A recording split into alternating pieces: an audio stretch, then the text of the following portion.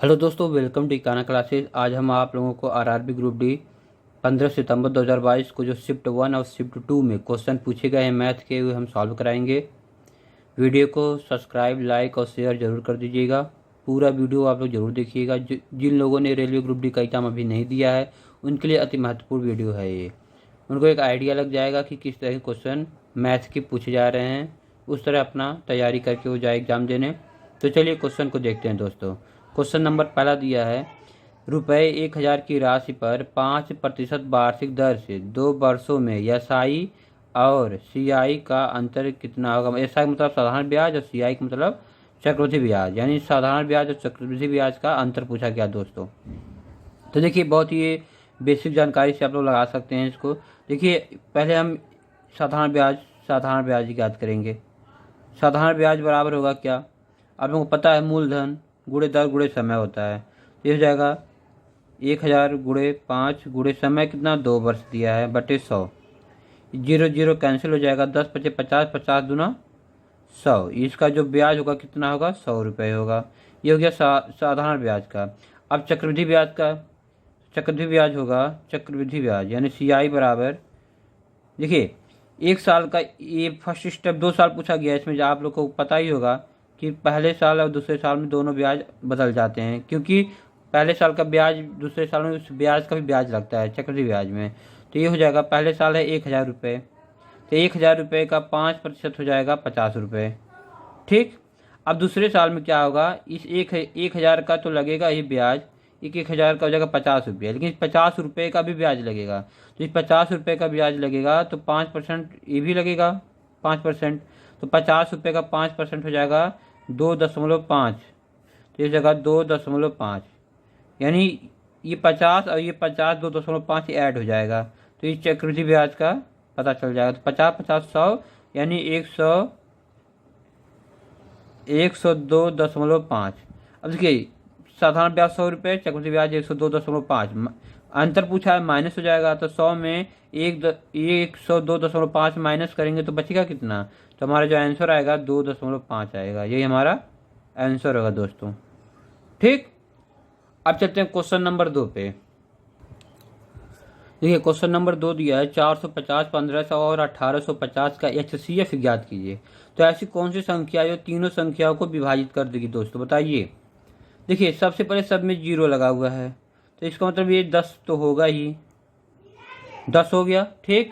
अब देखिए बचा क्या, ये 45, ये 15, ये 185। अब देखिए, ये कौन सी संख्या होगी जो तीनों को विभाजित कर देगा।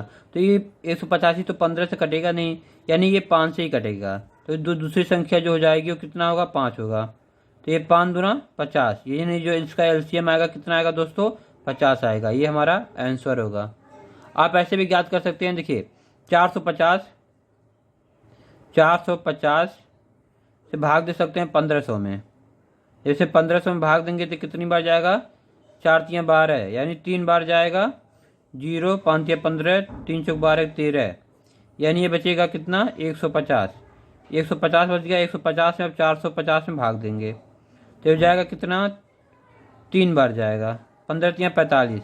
देखिए, ये 150 क्या है, पूरी तरह विभाजित हो गया।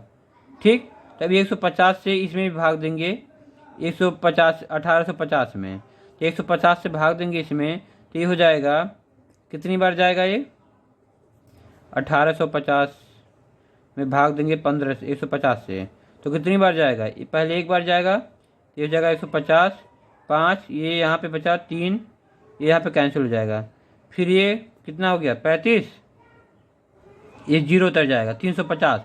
अब 350 में फिर 1500 से भाग देंगे तो कितनी बार जाएगा, 15 दूना 30, 2 बार जाएगा, 300 होगा।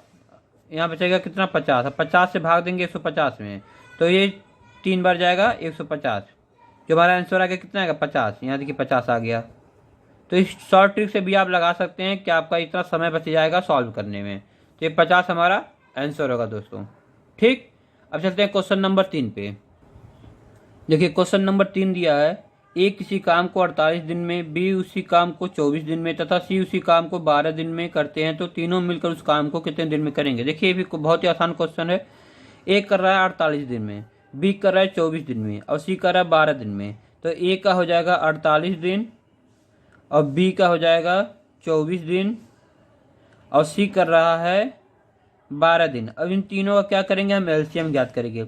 तो तीनों का जब एलसीएम ज्ञात करेंगे तो इन तीनों का एलसीएम जो आएगा कितना आएगा दोस्तों, देखिए 48 12 24, इसका एलसीएम ज्ञात कर लेते हैं यहीं पे हम। 48 24 और 12, इसे सबसे पहले 12 से भाग देते हैं, 12 से तीनों विभाग, 12 12 चौक 48, 12 दूना 24, 12 का नंबर 12 है। फिर ये जाएगा कितने से फिर विभाजित होगा ये हो जाएगा 2 से, फिर जाएगा 2 दूना 4, 2 का नंबर 2, 1, फिर 2 से जाएगा। देखिए 12 दूना 24, 24 दूना 48, इसका जो एलसीएम आएगा 48 आएगा। यानी जो टोटल काम है, कितना काम है, 48 काम है, टोटल काम है, टोटल काम 48 है। अब देखिए ए कर रहा है 48 का नंबर 48, ए कर रहा है एक दिन में 48, ये एक दिन में एक काम कर रहा है, तो 48 दिन में 48 काम कर लेगा, ठीक। अब देखिए बी कर रहा है 24 दूना 48, एक दिन में 2 काम कर रहा है बी। और सी कर रहा है 12 चौक 48, एक दिन में 4 काम। यानी ए कर रहा है एक दिन में 1 काम, बी कर रहा है एक दिन में 2 काम और सी कर रहा है एक दिन में 4 काम। तो तीनों मिलके 4 2 8 1 9, तीनों मिलके 9 काम कर रहे हैं कितने दिन में, एक दिन में 9 काम, 9 काम कर रहे हैं एक दिन में तीनों मिलके। तो तीनों मिलके एक दिन में 9 काम कर रहे हैं, हमको करना कितना है काम, 48 काम करना है। तो कितने दिन लगेंगे, तो ये 48 से हम भाग दे देंगे, 48 में भाग दे देंगे 9 से, हमारा आंसर आ जाएगा। तो 9 का गुणा 9 से भाग देंगे 48 में, कितनी बार जाएगा, ये जाएगा 5 बार जाएगा। पहले 5 5 9 45, 3 बचा, यानी 3/9, 5 9 45 बटे यहाँ पर जाएगा 9। देखिए तो हमारा आंसर आएगा 5 सही 3/9 दिन। इतने दिन में ये जो है पूरा काम तीनों मिलके कर लेंगे दोस्तों, तो ये हमारा आंसर होगा। अब चलते हैं क्वेश्चन नंबर 4 पे। देखिए क्वेश्चन नंबर 4 दिया है 6:18 18:18:y, तो y का मान ज्ञात कीजिए। इसमें हमें y का मान ज्ञात करना है दोस्तों। तो देखिए इस 6 का हम गुणा करेंगे y में और इस 18 का गुणा करेंगे 18 में, तो ये हमारा हो जाएगा 6 गुणे y बराबर 18 गुणे 18। तो देखिए 6 त्रिक 18, यानी y बराबर हो जाएगा 18 3 54। जो y का मान आएगा दोस्तों कितना आएगा, 54 आएगा, ये हमारा आंसर होगा। तो वीडियो को सब्सक्राइब और लाइक और शेयर जरूर कीजिएगा दोस्तों। अब चलते हैं क्वेश्चन नंबर 5 पे। देखिए क्वेश्चन नंबर 5 दिया है प्रथम 35 प्राकृतिक संख्याओं का औसत ज्ञात कीजिए। हमें औसत ज्ञात करना है प्रथम 35 प्राकृतिक संख्याओं का। तो देखिए ये हम इसे लिख सकते हैं 1 2 3 4 डैश डैश डैश करके इस तरह से 35 तक। तो कह रहा है कि औसत संख्या ज्ञात कीजिए। तो औसत संख्या का फार्मूला होता है औसत बराबर, देखिए ये प्रथम अंतर पर देखेंगे, सबका अंतर एक एक आ रहा है, सब में एक एक का अंतर आ रहा है, तो इसका लगेगा पहली संख्या गुणे दूसरी संख्या, ये प्लस होगा, पहली संख्या प्लस दूसरी संख्या बटे 2। पहली संख्या 1 है, 1 प्लस अंतिम संख्या 35 है, 35 बटे हो जाएगा 2, तो हो जाएगा 35 1 36, 36 बटे हो जाएगा 2। तो 2 से 36 को विभाजित करेंगे तो आ जाएगा 18। तो हमारा जो औसत होगा कितना होगा दोस्तों, 18 होगा, ये हमारा आंसर होगा। अब क्वेश्चन नंबर 6 पे चलते हैं। देखिए क्वेश्चन नंबर 6 दिया है किसी समचतुर्भुज के विकर्ण 16 और 12 सेंटीमीटर हैं, तो क्षेत्रफल ज्ञात करें। तो देखिए सबसे पहले इसका फार्मूला हमें पता होना चाहिए। तो ये होगा समचतुर्भुज का क्षेत्रफल बराबर हो जाएगा 1/2 गुणे d1, ये d1 विकर्ण है, और गुणे d2। तो ये हो जाएगा 1/2 d1 का मान 16 गुणे d2 का मान 12। तो ये हम विभाजित करेंगे, इसे काटेंगे तो हो जाएगा 2 8 16, यानी समचतुर्भुज का क्षेत्रफल जगह 12 का गुणा 8 में करेंगे तो 8 दूना 16, 8 का नम 8, यानी 96। तो हमारा जो समचतुर्भुज का क्षेत्रफल आएगा कितना आएगा 96 सेंटीमीटर स्क्वायर। यही हमारा आंसर होगा दोस्तों। तो अब क्वेश्चन नंबर 7 पे चलते हैं। देखिए क्वेश्चन नंबर 7 दिया है, एक व्यक्ति ए से बी तक 5 किलोमीटर प्रति घंटे की चाल से जाता है और 3 किलोमीटर प्रति घंटे की चाल से वापस आता है, तो उसे कुल 4 घंटे का समय लगता है। तो ए से बी की दूरी ज्ञात कीजिए। देखिए एक कोई स्थान है, ये ए है, ये ए जा रहा है स्थान बी तक, ये स्थान है बी। तो इसको जाने में जो चाल है वो है 5 किलोमीटर प्रति घंटा, इसे जाने में लग रहा है चाल। अब फिर जो वापस आ रहा है तो ये आ रहा है कि चाल से 3 किलोमीटर प्रति घंटे की चाल से। जो टोटल जो टाइम लग रहा है, इसमें टोटल समय लग रहा है 4 घंटे। तो पूछ रहा है कि जो दूरी जा रही है ये टोटल दूरी क्या होगा, ये हमें ज्ञात करना है। तो हमें दूरी हमें ज्ञात करना है। तो आप लोगों को पता ही होगा चाल बराबर होता है दूरी बटे समय। तो देखिए सबसे पहले हम इनका जो है समय ज्ञात कर लेते हैं, क्योंकि समय दिया है तो समय बराबर समय हम रख के इस फार्मूले पे लगा लेंगे। तो हम पहले समय ज्ञात करते हैं। पहले जो चाल जा रहा है 5 किलोमीटर प्रति घंटा, तो हो जाएगा 5 बराबर दूरी को हम डी या यक्स मान लेते हैं, तो हो जाएगा यक्स। तो दूरी को हम डी मान लेते हैं, डी बटे समय को टी मान लेते हैं। तो इसके बटे 1 हो जाएगा टी, यानी हो जाएगा टी बराबर डी बटे 5। एक टाइम ये पता चल गया। और जो ये तो जा रहा है चाल से समय से, अब वापस आ रहा है वो भी हम ज्ञात कर लेंगे। तो यहाँ पे हो जाएगा वही फार्मूले पे यहाँ पे रखेंगे। चाल हो जाएगा 3 किलोमीटर प्रति घंटा, तो 3 बराबर डी बटे टी, तो हो जाएगा टी बराबर डी बटे 3। देखिए एक यहाँ पे पता चल गया, एक यहाँ पे पता चल गया जो समय है। अब हो जाएगा समय बराबर समय, तो हो जाएगा डी बटे 5 प्लस डी बटे 3 बराबर, देखिए दोनों आने और जाने में समय जो लग रहा है वो 4 घंटे का लग रहा है, तो बराबर 4 हो जाएगा। ठीक, अब इसे हम सॉल्व करेंगे तो ये हो जाएगा, देखिए 3 का गुणा इसमें करेंगे और 5 का गुणा इसमें, तो 5 3 8, 8 डी हो जाएगा। 8 डी बराबर 5 3 15, 15 चौके 60, 60 हो जाएगा ये। तो जगह डी बराबर हो जाएगा 60 बटे 8 है। अब जब इसे हम भाग देंगे, विभाजित करेंगे, तो ये हो जाएगा 8 से भाग देंगे 60 में, तो 8 छक 72, 8 सते 56, 8 सते 56, 7 दशमलव, ये 4 बचा 8 बजे 40, यानी 7.5 किलोमीटर आएगा दूरी। यानी दूरी जो होगा कितना होगा 7.5 किलोमीटर आएगा। यही हमें ज्ञात करना था, यही आंसर होगा दोस्तों। ठीक, अब चलते हैं क्वेश्चन नंबर 8 पे। देखिए क्वेश्चन नंबर 8 दिया है, एक वर्ग का क्षेत्रफल 2916 है, तो उसकी भुजा क्या होगी। देखिए वर्ग का क्षेत्रफल बराबर होता है वर्ग का क्षेत्रफल बराबर होता है भुजा स्क्वायर। तो वर्ग का क्षेत्रफल दिया है यहाँ पे, तो वर्ग के क्षेत्रफल के जगह लिख देंगे 2916 बराबर भुजा। देखिए स्क्वायर यहाँ से हटाएंगे तो एक करड़ी में हो जाएगा स्क्वायर।